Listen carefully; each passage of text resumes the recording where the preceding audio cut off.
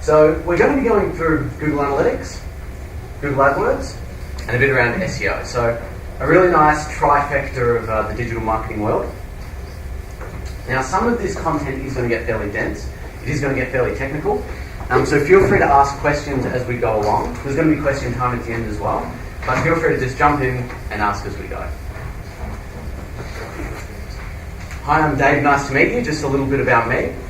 I've been involved in the digital marketing space for about 10 years now, and I get to work with some great clients in a consulting role. I also work at a digital marketing company as a lead technician there, Shout Agency in Paran. And in addition to that, I help manage the Entrepreneur Social Club, which is a group to get together and discuss their startups and things like that. So if you haven't heard of Entrepreneur Social Club, and I know there's a few of you guys here tonight, feel free to check that out online. You can find me on the internet. I'm not very hard to find, being a digital marketing guy. Website, email, Twitter, LinkedIn, all that kind of fun stuff. Feel free to look me up and reach out and say hello. I enjoy talking to anyone about digital marketing. You can't stop me when I get started, so feel free to reach out and say hello. So quickly going through an agenda for tonight, we're going to discuss a little bit around the power of Google Analytics. I think that's a really solid foundation, as a digital marketer, something that you guys need to know. So absolutely want to be working on a little bit of Google Analytics, some search engine optimization points, and also some things around AdWords and remarketing.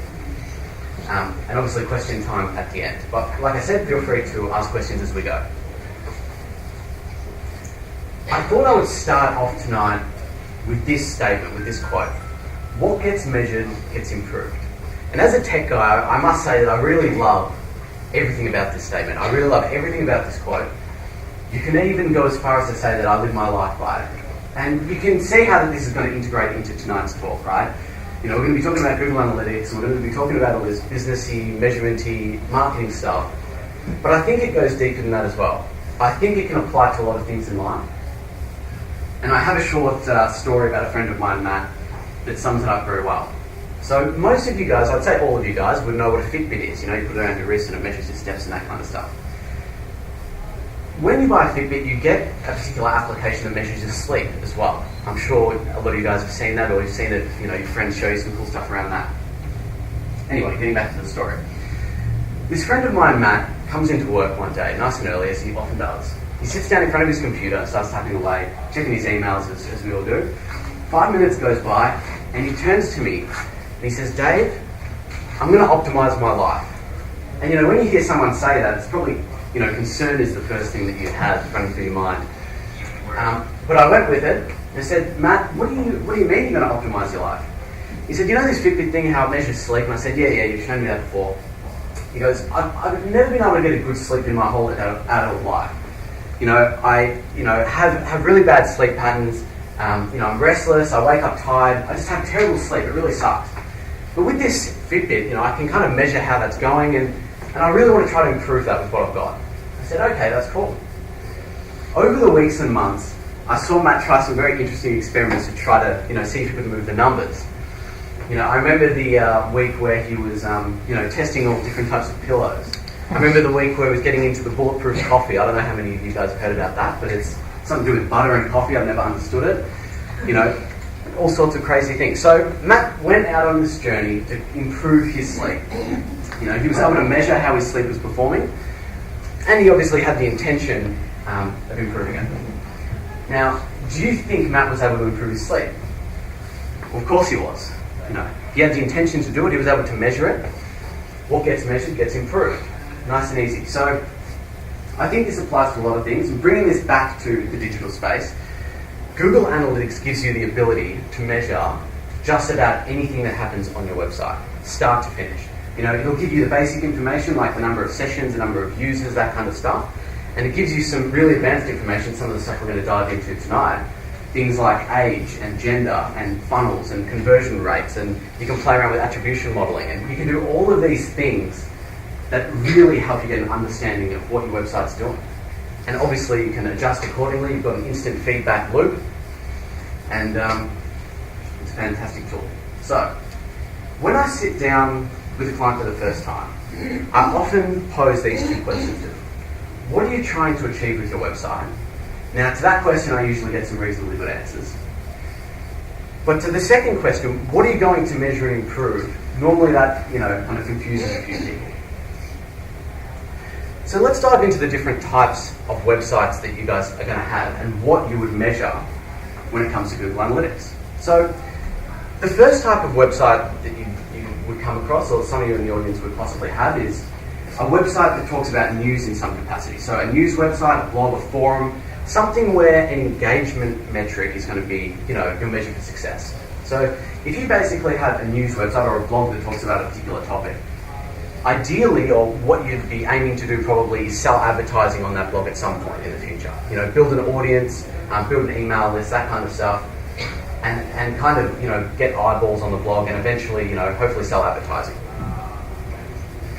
So with a website of that nature, what can you set up in analytics? What can you set up in Google Analytics to help you measure that success? Well, you can set up goals in Google Analytics to measure the number of time someone spends on your website. So you could set a goal to say, if someone spends more than 10 minutes on my website, I'm going to get that to fire as a goal. Fantastic. You can also do the same for the number of page views. So if someone visits more than 5 pages on your website, for example, you can get that to fire as a goal as well. Now you can take that one step further and you can say, well, we've got an advertising page that we kind of want people to get on. And we want people to fill out a form on that page so that then, they pay me X amount a month to have like a banner on the right-hand sidebar. You can measure the amount of people going to that page. You can have that page view as a goal. But even more importantly than that, you can have a form submission from that page as a goal. And then you can begin to measure how many people are kind of getting in touch with you in relation to advertising. And pulling that back to specific channels, being able to work out where the traffic's coming from amongst a number of different other dimensions in Google Analytics. So another different type of website, probably one that you're a bit more familiar with, probably what most people have, is a lead generation website, right? So you might be a photographer, or you do some consulting, or you have a business where people will basically go to your website and the goal is to get them to fill out a form on the website, get a quote, a free quote, something like that. Now obviously setting up a goal around a form submission is a good way to go about that. You can also, through Google Analytics and a number of other tools, actually set up goals to fire based on phone calls. So if you're in the kind of industry where you've got a lot of phone calls and a combination of form submissions on your website, you can measure both of those things. Now the final type of website, which is another one that you guys would be familiar with, is an e-commerce website. So if you are selling things online directly, no matter what the product is, you can set up e-commerce tracking in Google Analytics, and it gives you some great information around basically everything. So it'll tell you, the amount of revenue, it'll tell you, how that revenue is attributed to what channels, and all that kind of fun stuff. One of the things that we want to, that I should let you know about Google Analytics, is that you want to be setting up a goal. By default, it does measure a lot of this stuff for you. So it will measure, which pages people land on by default. You don't have to tell it which pages to measure. When you install it on your website, it'll measure everything. But when you set up a goal, you're able to measure that goal against any dimension that exists in Google Analytics. So what's a dimension? A dimension is basically a describer. So a common dimension would probably be the type of channel. So someone came to your website and they filled out a form. You can then go into Google Analytics and work out, okay, how did that person get to my website? Did they come through organic search, SEO, AdWords? Did they come through an email? Did they come through directly? You can work out if they came through on a mobile device, or a desktop device. You can work out what their age is, what their gender is, where they're located, what city they're in, everything. Like everything within reason that Google Analytics pulls out. So there's some really good bits and pieces that you can do in Google Analytics. And I guess you guys need to be thinking about these questions in terms of, okay, what am I going to measure on my website? And then go ahead and set that up in terms of Google Analytics to kind of get that measurement in place. Now, for those of you that don't have Google Analytics set up, or this is the first time you're kind of coming across this tool, I've set up a little bit of a guide in terms of a quick install guide for a few bits and pieces. So if you go to my website, davidpagotto.com/cc, you'll get to download a really quick installation guide. And in that guide, it will show you how to set up display advertising features. So display advertising features, and we'll talk about this in detail in a little bit. It basically gives Google Analytics the functionality to pull in age, gender, interests, and in-market segments, and we'll talk about that in just a bit. In the guide, I also show you how to set up a segment to remove referral spam. So one of the things that you guys are going to come across in Google Analytics is that there's a lot of data in there that you don't want. And there's a way to kind of filter that stuff out. And in that guide it goes through that, and also how to set up a basic goal. So the most basic goal would be a destination page. So someone fills out a form on your website, they go to a thank you page. I'm sure we've all had that experience before. And once someone lands on that thank you page, that fires as a goal. And once you have a number of goals, you can begin to measure, what is creating, how that goal is coming about, what, source of traffic, for example, or, any other dimension that you like in Google Analytics to work out what's going on. So I guess I had to work out tonight how I'm going to present these three topics: analytics, SEO, and AdWords, all in a quick presentation. Because just like writing an essay at school, sometimes it gets to a point where all of these topics could be talked about for days on end, but to actually sum them up and give you guys some really good takeaways in a short amount of time, I had to kind of be a bit selective in how that works. Now, I thought what I would do for each of these segments is talk about 3 advanced features of each of these different things we'll talk about tonight. This training session, this intro, is meant for a bit more of an advanced audience. So if you're not familiar with these tools, it's probably going to inspire you to kind of know what's possible, what's available. And again, as we go through some of this specific stuff, feel free to ask questions as we go. So, right there you can see age. It's got it separated into different age groups: 25 to 34, 35 to 44, all that kind of stuff. It gives you the number of sessions per group. It gives you a whole bunch of other standard metrics that you'll come across: new users, bounce rate, average session duration, all that kind of default stuff that you get in Google Analytics. But where the fun stuff really kicks in is when you can start measuring those goals that we talked about setting up before, and saying, okay, people between this age group seem to complete more goals than another age group. Now, this is really good information, obviously, for your offline marketing as well. If you can get to the point where you can work out your target market, that can funnel into all of your advertising. Your offline stuff, it can definitely funnel into AdWords as well, which we'll be talking about a little bit later. So it's very important to set up a goal and kind of measure that through here. So age is definitely something, and setting up those display advertising features in Google is definitely something you guys want to be playing around with. The other thing is going to be gender. So male and female, nice and simple, same metrics as before. And we can even see in this example that females in this case have a far higher conversion rate than males. So if this was my business, I would certainly be trying to spend my advertising dollars marketing to females. And you can do that in AdWords. You can do that in a number of different, kind of arenas. So, for example, if you want to go out and do Facebook advertising, you can set that to set that group of advertising to just target females. Same with AdWords, and same with your general messaging on your website, right? So the imagery that you have and all that type of stuff can funnel into this information. I mean, it wasn't long ago when this information didn't exist, and companies paid a horrendous amount of money to find this stuff out, right? Like, who is my exact target market? And who is the group that are going to, make the most amount of purchases? Is it male? Is it female? Let's do, a case study and surveys and all this expensive and time-consuming stuff. Now you can work this stuff out in analytics almost instantly. And more importantly than just getting people in a room and getting an opinion, you're actually getting people to make a purchasing decision and measuring if people are buying or not. So it's the fastest feedback loop you're ever going to get. And I couldn't recommend it any more highly in terms of what you need to be doing, in terms of playing with Google Analytics, and also setting up these functions as well. So in addition to working out, the age and gender, Google's also able to work out what your interests are. So it can work out what your interests are on a broad scale. So some of the examples here are things like movie lovers and travel buffs, things like that. That information isn't massively insightful because a lot of those things are pretty broad, right? But what's even more interesting is that Google can work out what you're in the market to actually purchase. So it can work out if you're in the market to purchase a house, a car, something related to home, gardening, furnishing, something like that. It can work out what you're actually in the market to purchase, what the users that are visiting your website are in the market to purchase.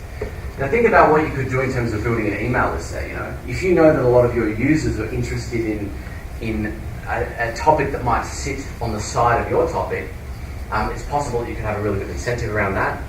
This information also feeds directly into AdWords.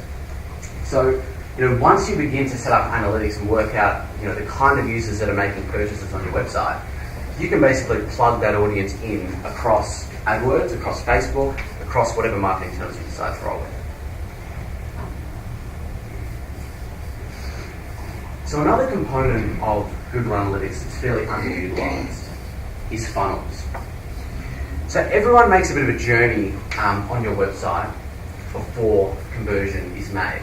Now, a really good example of where to use a funnel would be in the e-commerce section of a website. So if you have a checkout process and a cart and all that kind of stuff in an e-commerce site, there's usually a series of steps.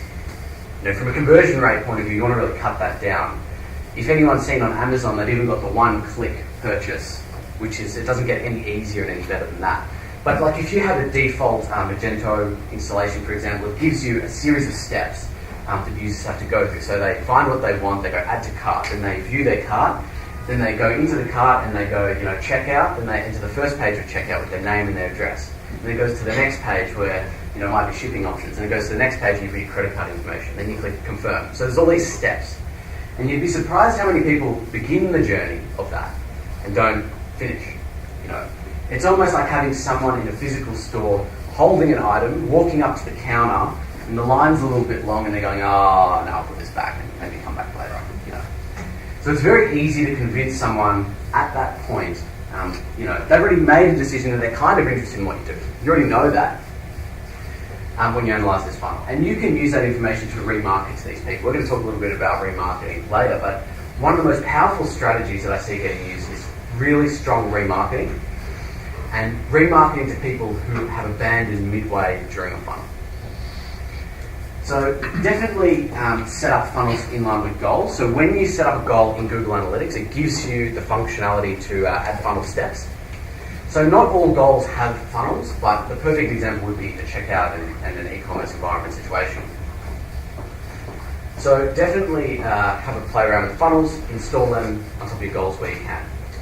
Now this gives you a good user flow, but in Google Analytics by default, there is actually a user flow tab, and that tab will basically show you how users are flowing throughout your site, regardless of the funnels being set up or not. So sometimes you might have a site where, if you have a lead generation site, often, people just go to the contact us page and they fill out the form and they click submit. So that's not really, there's no funnel there. But sometimes you want to know which pages that they went to before they got to that page, before they filled out the form. Because if you know that they're landing on a particular page before that, they're reading, you might have some really engaging copy on a particular page, they read that, then they want to get in touch with you. You could probably shorten that whole step for them. Give them that information on the homepage with a quote form ready to fill out on the homepage, for example. And you'd get a far better conversion rate. So have a look at what you can do with funnels and also the user flow function in Google Analytics. I think they're really underutilized parts of that. So Google Analytics attribution model. Now, I've got quite a good analogy to kind of describe how this works. So imagine you have a team on a soccer field, right? You've got the guys at the back of the field, you've got the guys in the middle of the field, you've got the guys at the front of the field. The guys at the front of the field kick the goals, the guys at the back are the defenders, right? So imagine if someone at the back of that field gets possession of the ball. That person then kicks the ball to someone in the middle of the field, and that person in the middle of the field kicks the ball to someone at the front of the field, and that person kicks a goal. So if we were to look at the attribution modelling of a situation like that, if you were to apply last click attribution modelling to that situation, you would give 100% of the credit, all of the credit, to the guy that kicked the goal.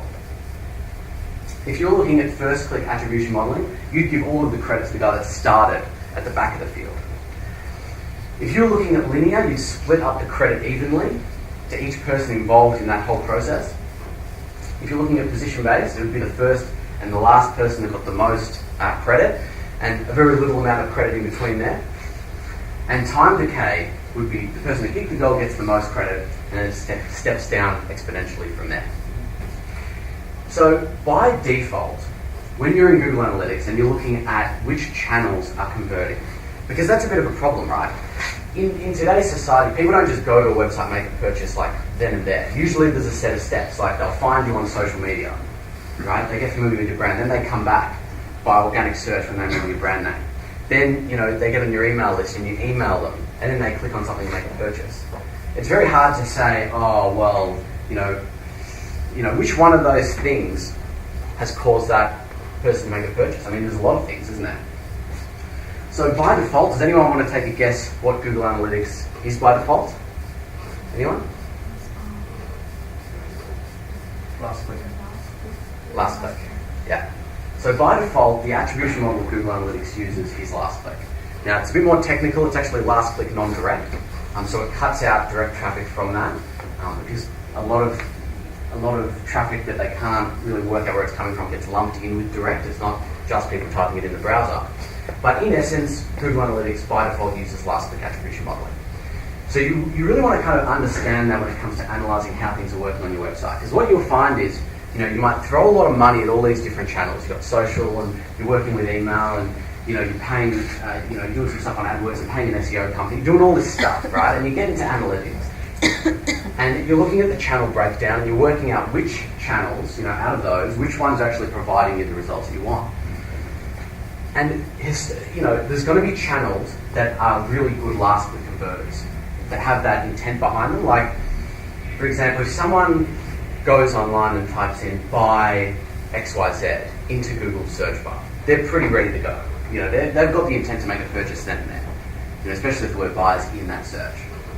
Whereas things like social, you're advertising to people through social, and those people haven't necessarily shown intent for your product.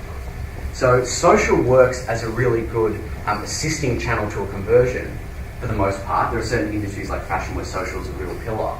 But if you're talking about a bit more traditional industries, social is a really good assister of a conversion, but it's not a really good deal closer. But it doesn't mean that that particular channel by itself isn't helpful, right? Like in analytics, it might show, because remember it's looking at last click, it might show no conversions to social. Oh, we should stop spending money on social straight away. We're not making any money out of it. But that's not the reality of it. Google Analytics does have the functionality to play around with the attribution modeling and kind of see what things look like under different patterns. So if you swap to first click, you might see the number of social conversions goes up significantly. That's pretty common. And you can play around with a whole bunch of them by default. Now, another part of the attribution modeling is probably the multi-channel funnel. So we talked a moment ago about people going through various steps in order to make a purchase. So someone finds you on social, then they come back, and all that kind of stuff. There is functionality in Google Analytics to analyse that path and how many people can take which path. So you can work out the paths that are most valuable to you.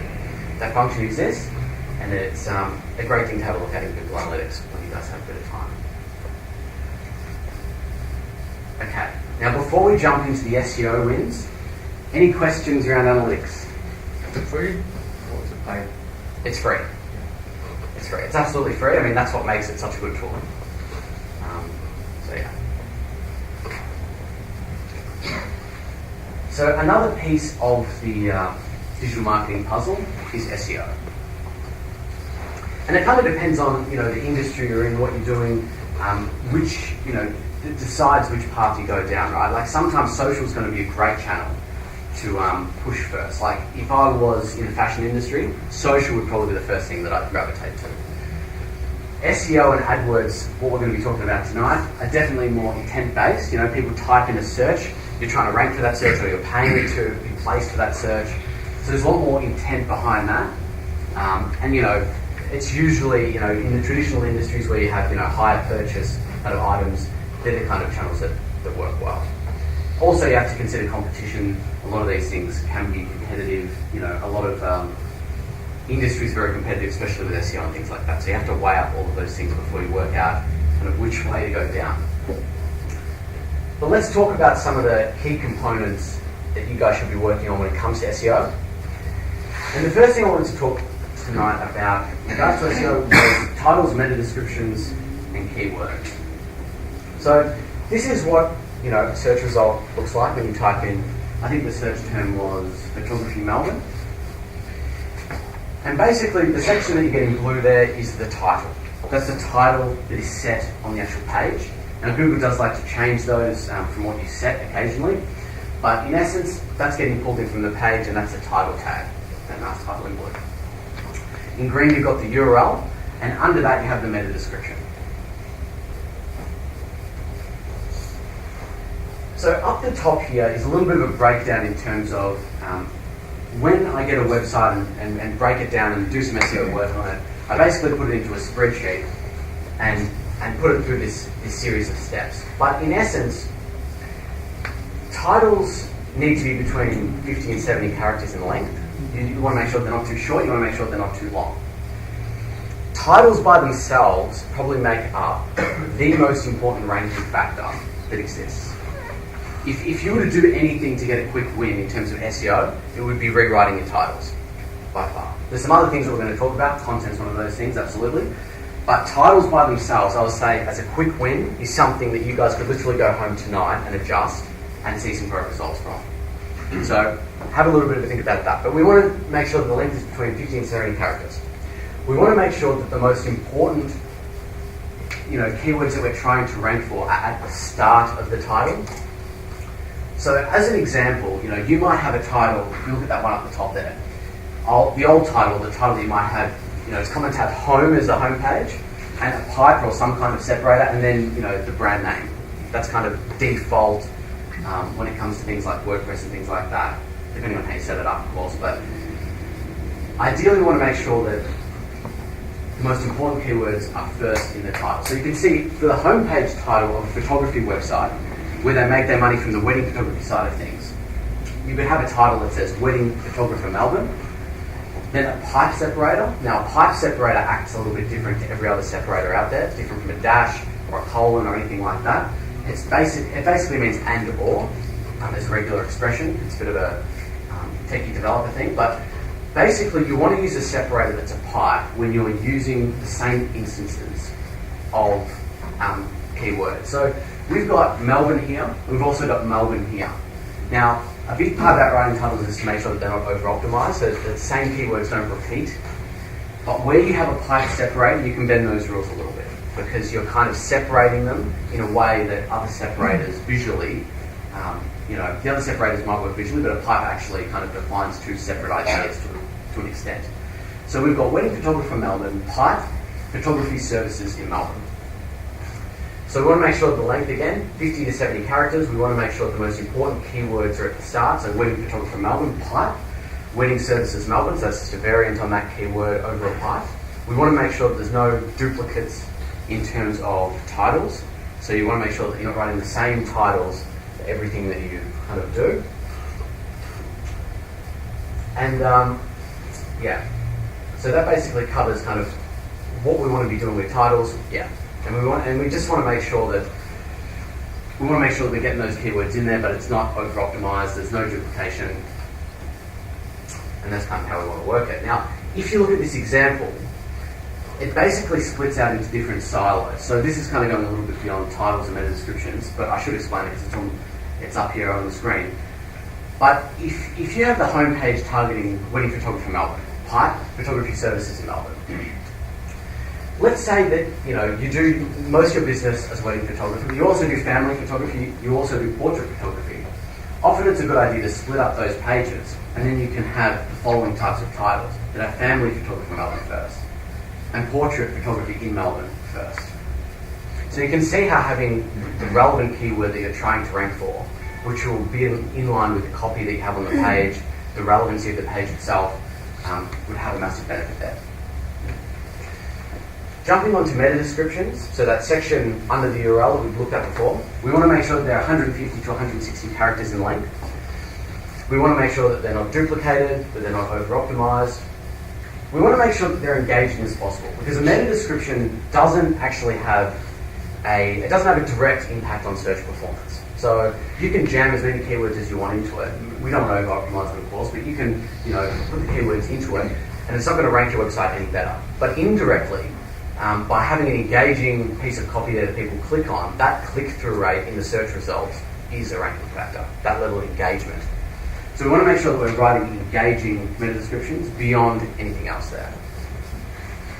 And meta keywords are something that has been depreciated for quite a while, I think since 2009, so it's something that we just want to delete entirely from the word go. So content and duplication. So another thing that I come across as a common problem is basically around content and duplication. So let's step through that. we want to make sure that the website that you guys are setting up your business has a certain number of pages. So I'm talking about, firstly, content in general. How many pages does a website need? I'd say if your website has under 10 pages on it, you should really consider attaching a blog and kind of bolstering that up with more copy around your subject. So we want to make sure that the website itself has a little bit of bulk, has a little bit of muscle, has a little bit of good content throughout.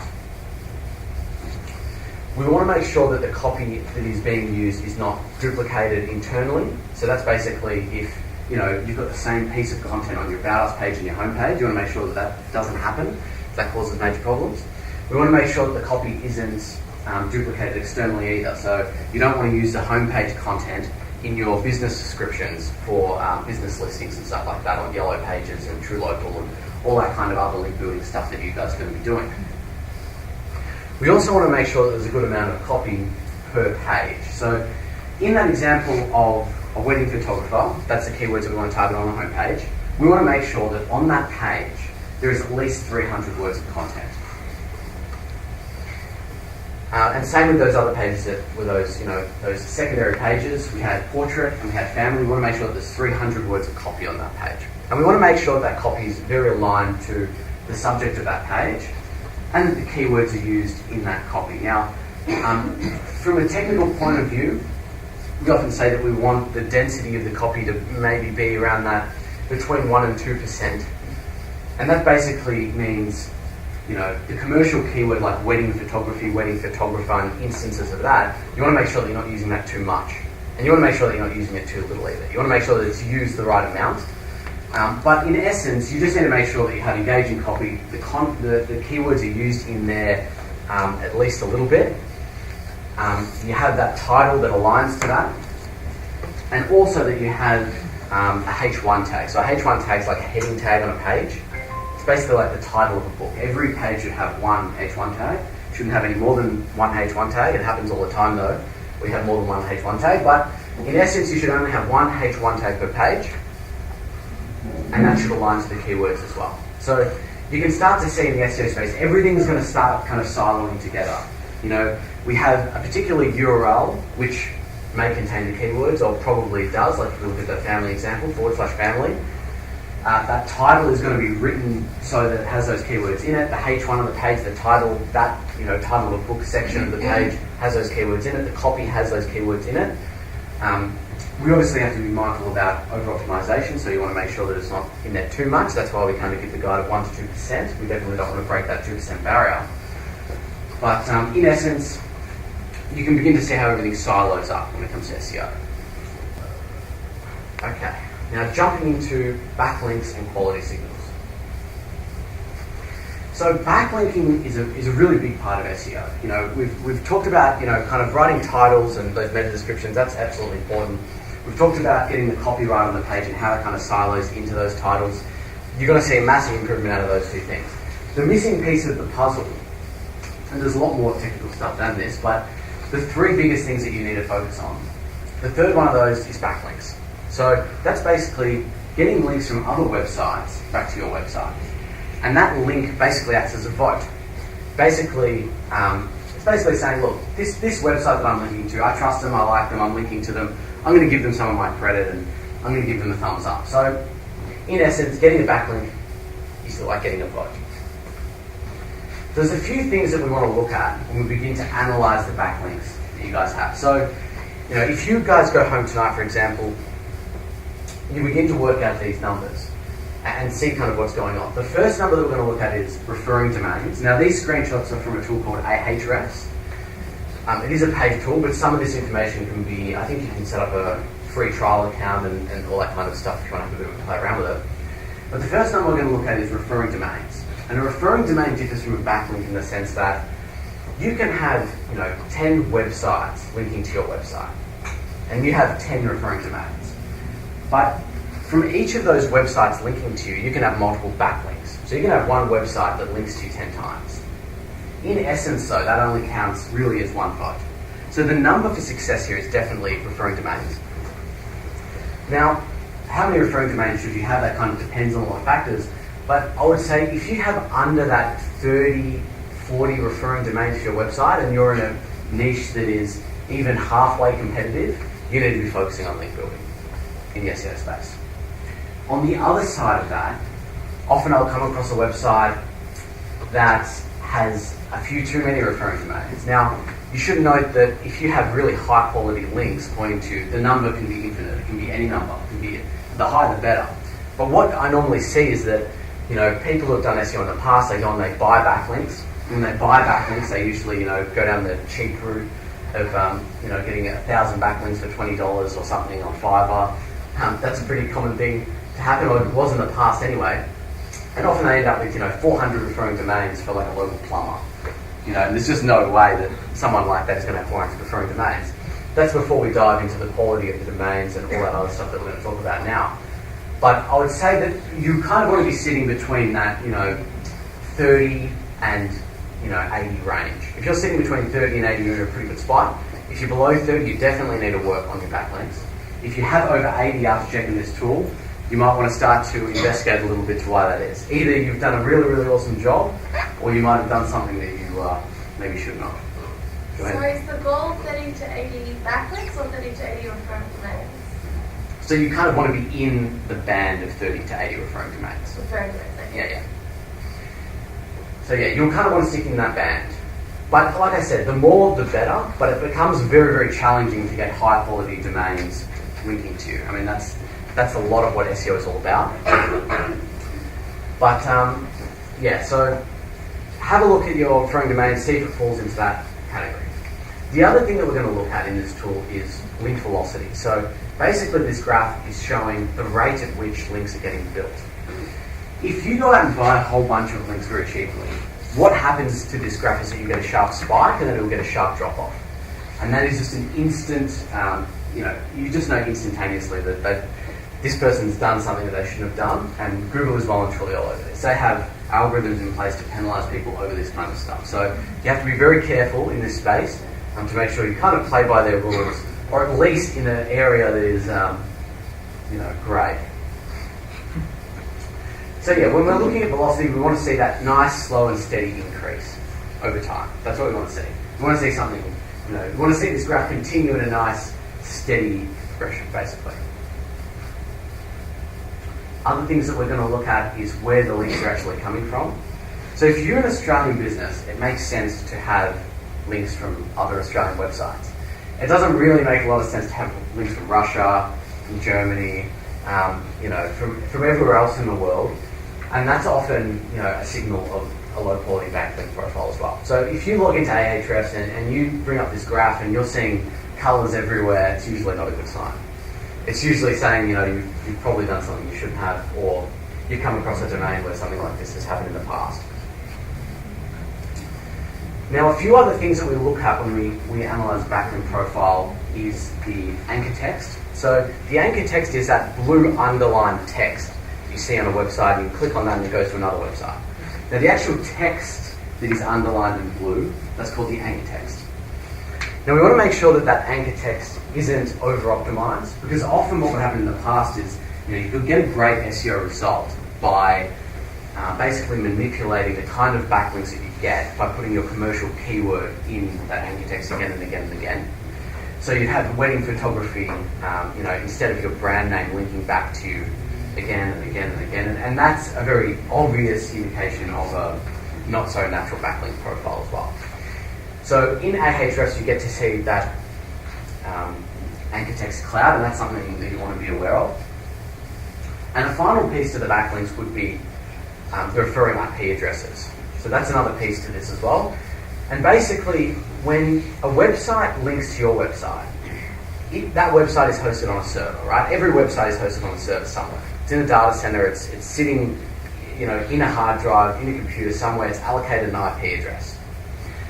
Now, the likelihood of you getting more than one backlink from multiple websites with the same IP address is extremely unlikely. But the only way that would really happen is if that person owned those multiple group of websites. And often what will happen when you go out and buy links is you end up getting, 50 links from 50 different websites, but they're all hosted on the same IP address. And it becomes very obvious to work out what's going on. So that's something else to keep in mind and something to look at when you guys are having a play around with Ahrefs. So any Sorry, can you actually see where the IP is coming from? Yeah, it gives you the IP address. Yeah. So that's not a good thing if you see like 50 links coming from the same website. That is horrifically bad.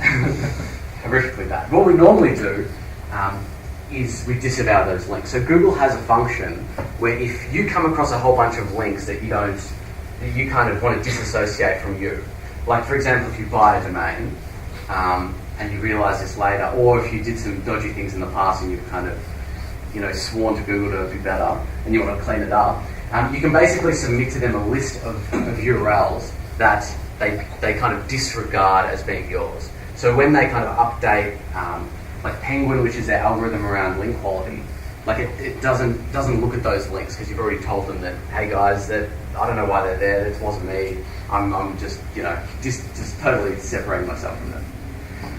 Google doesn't really like people to do disavows. It prefers you to try to manually remove the links. That's often a pretty challenging process, as you can imagine, trying to reach out to, if you come across a domain with 400 referring domains and 350 of them you want to disavow, to get 350 people, and a lot of these people, own multiple websites, to try to remove these links, it's a nightmare. So what will often happen is, you can kind of do a disavow and basically tell Google that you want to deassociate yourself from those. Cool. All right. So on to AdWords. We touched on this just before, but I think one of the biggest areas for improvement in most of the digital marketing I come across is people's inability to kind of get their heads around and begin to use remarketing as a strategy. If I could, it's almost like I haven't done remarketing for someone where it hasn't worked. Like it always works because of the way that it's set up.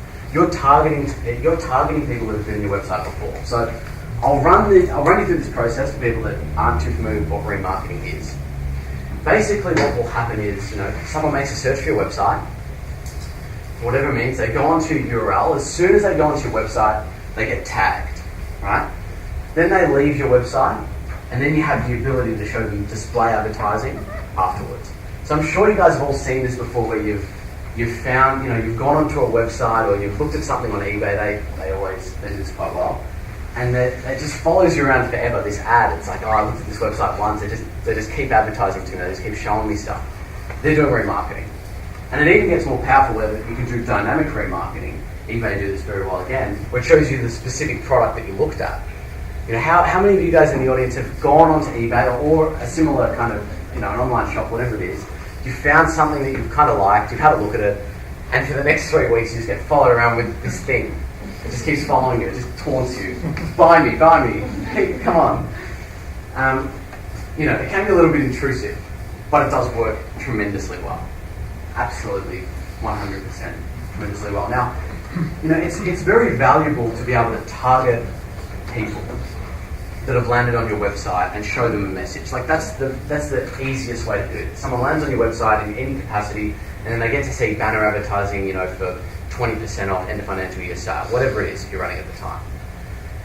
But what gets even funner than that is the fact that you can really begin to segment these people around the activities that they kind of do on your website and then show them different messaging. And I've got a good example from one of the clients I'm working with at the moment. So this particular client is a private school in Melbourne, and they have multiple sections to their website. They've got the early learning, they've got the junior, and they've got the senior.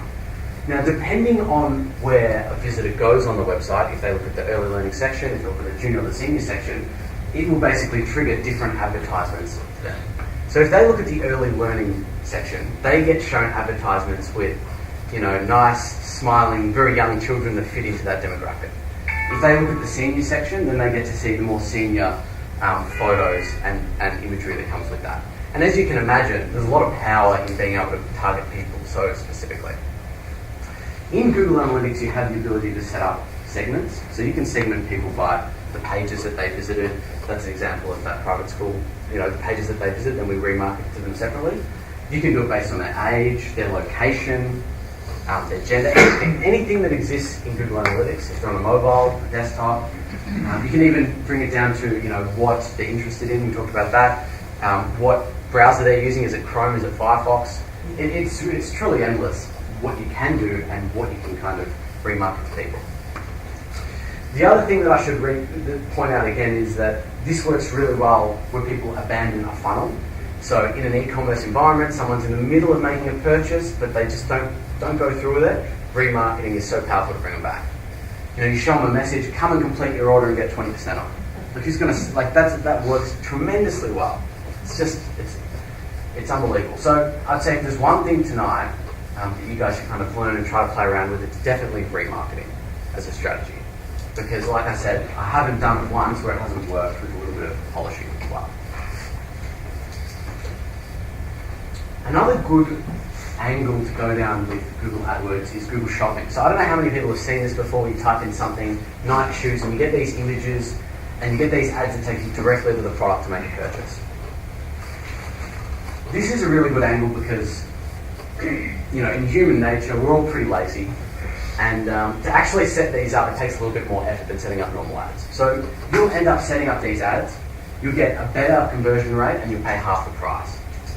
So where you do have an e-commerce environment, you do have products, you have to set up a merchant center account. It's not too painful. And you have to set up a feed, and then that goes into AdWords. And then you can get some nice imagery like this around your products, and pay a lot less for your clicks. So definitely something to play around with there. One other component to AdWords that often comes up, and people don't know you can actually do this, is that you can actually upload your email database directly into AdWords and market to those people. Now the same applies for Facebook. Usually these two things go hand in hand. When you have an email database to leverage, you'd leverage them across both channels. But you can actually upload a database and then remarket to those people specifically. You can target them in a lot of different ways. You can even break it down so, on that list, they have to be on this remarketing list, plus they have to visit a particular page, then they get this message. Or they do some other type of action, and then they get this other message. So email databases, definitely something to consider leveraging. And you guys should all probably be building email databases as a part of your business, for sure. I mean, it's one of the strongest things that you can do. So just to kind of sum up what I've gone through tonight, kind of put it all in a neat little package. Get to know Google Analytics, because it's one of the best it is the best measurement tool you can really get when it comes to this stuff. It's free, it's awesome, it does everything you want. Like you can pay a ludicrous amount of money to companies that do this type of stuff. And it's basically the same thing. So I'd say get to know Google Analytics extremely well. Make sure you enable all the features of Google Analytics from day one. Things like if you do the advanced the display advertising features, so you can look at age, gender, interest, that's stuff that you want to start collecting from day dot. So definitely set that up. Have a look at the funnels, make sure you set up goals and funnels and kind of start to analyze that. And then get your head around how attribution modeling works so you actually understand the numbers that you're looking at. There's no good looking at the channels and going, social doesn't work, but it might be working really well as an assisting channel at the start of the conversion process. When it comes to SEO, titles, think titles. Go home tonight and write some titles because you'll get an exceptional result just from changing that one thing. Think about the copy that you can write onto your website. We want to be, bulking that up as much as possible if you have a thin website. If you have a website that's only 10 pages, we want to consider writing a blog. We want to make sure that there's at least 300 words of copy per target page. We want to make sure that there's a single H1 tag that ties those keywords into the copy and lines up with the title as well. And we want to make sure there's no duplicates across that. In addition, we want to be mindful of backlinks in general. I mean, we didn't talk a lot about how to build backlinks, but we want to make sure that the numbers are kind of in line, right? If you see, you don't have enough, you definitely want to kind of go down the path of building backlinks.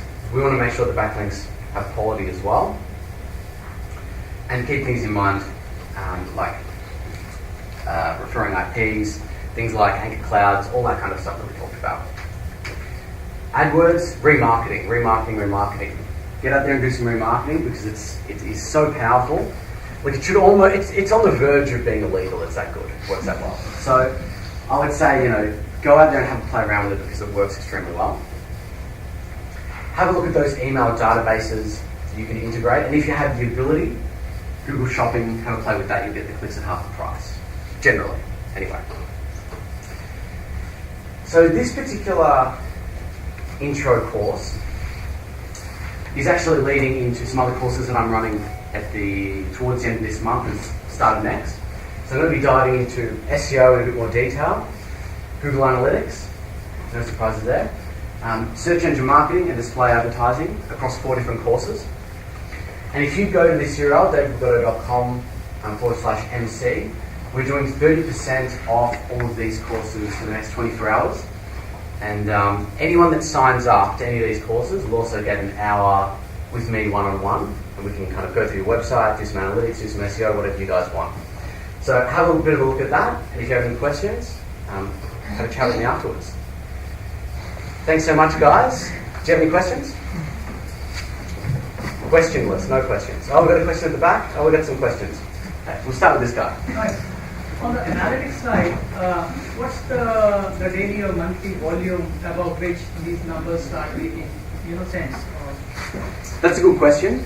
I'd even say on a really small scale, some of these numbers are worth looking at, right? Like even if you were to get, anything above that 20 to 30 sessions a day, you'd begin to be able to piece together some really good stuff with this information. So you don't need a massive amount of volume. Your kind of typical average small business website will be able to pull in those numbers.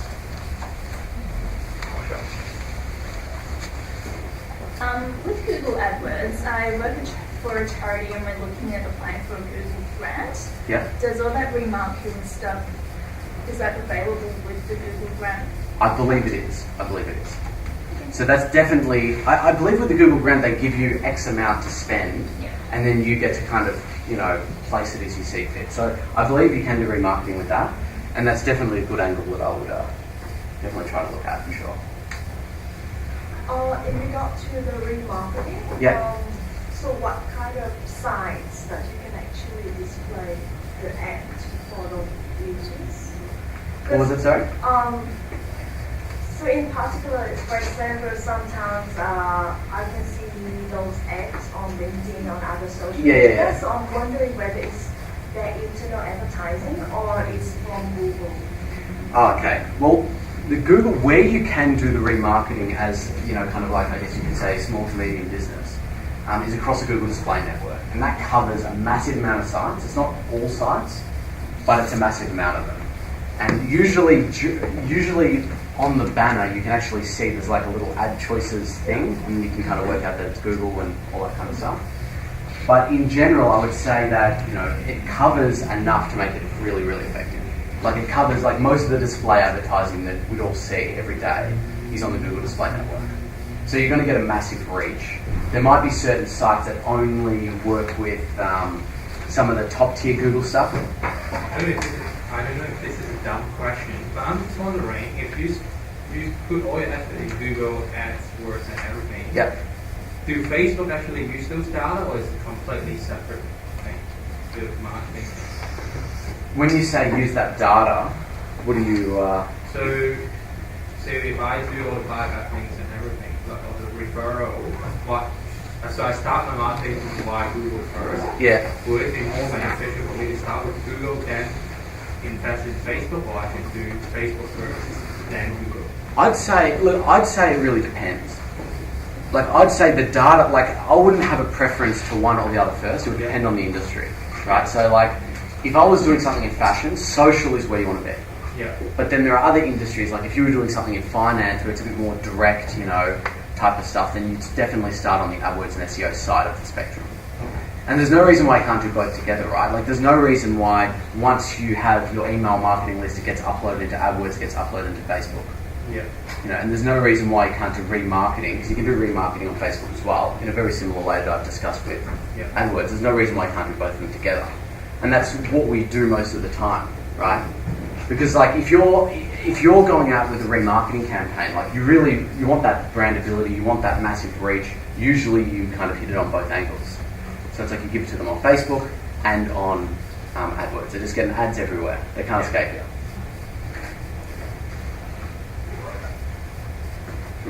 Can you associate Google Analytics with your social media, like URLs, the ones that they generate for you?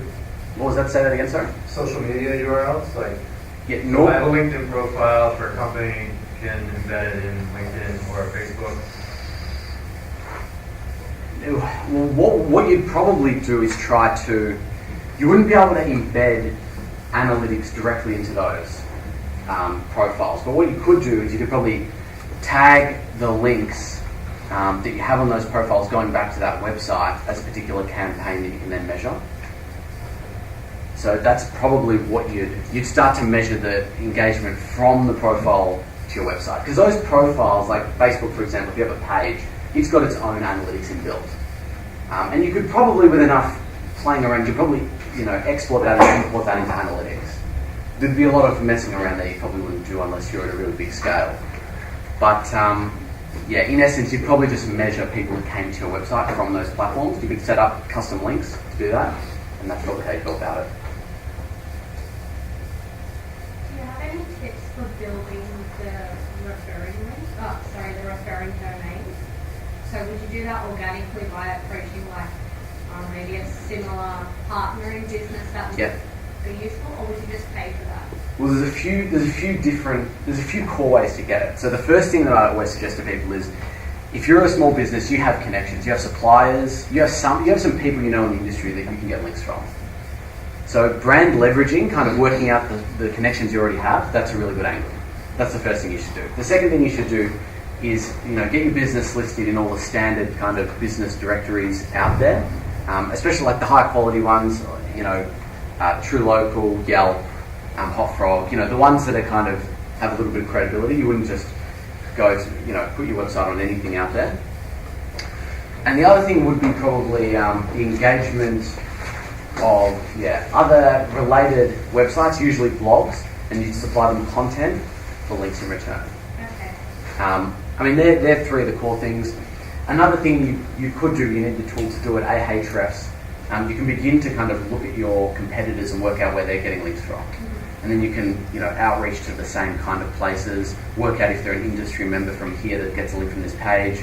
Maybe it's worth becoming an industry member for $99 a year so you get a link. And, there's a number of different things you can do. But I'd probably start with brand leveraging, local listings, and a little bit of outreach to like relevant blogs. And that's a really good place to start. So basically, just to get the link, they just need to put your website down on their page. Yeah, essentially, yeah. Yeah, so that's kind of, that depends on the anchor text, but basically, they're kind of, as long as someone can click on it. Yeah, so someone can click on it and then go to that other website, yeah. Cool. And that's like a vote, so that's kind of gives you a little bit of authority in Google's eyes. Okay, sweet. Yeah. All out of questions? Oh no, one more question. Just a quick one, just following up on their questions. So for example, if you are trying to get high quality links, right? Yeah. And it's linked from your social media like Facebook, it's obviously a high quality domain. Will that even work at all, or will Google know, this is not valid? Yeah, there's an attribute called nofollow that basically defines, it basically tells Google not to pass power to a particular link. And a lot of those social profiles, by default, all good, have nofollow links attributed to it. So they kind of, by default, don't pass the authority that you want.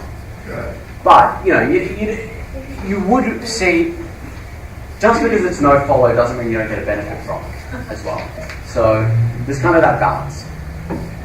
You'd still, you'd be, in today's day and age, you would be insane not to have some kind of social presence.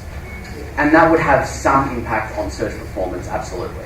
Might not be as direct as, okay, you get a link from here to here, Right. but you will get some traction based on that. You might get someone that's familiar with that brand, so that then when they see you in the search results, they click on you, and because that's an extra engagement, and your click-through rate gets higher, that can boost your search performance. So it all ties together in a way that kind of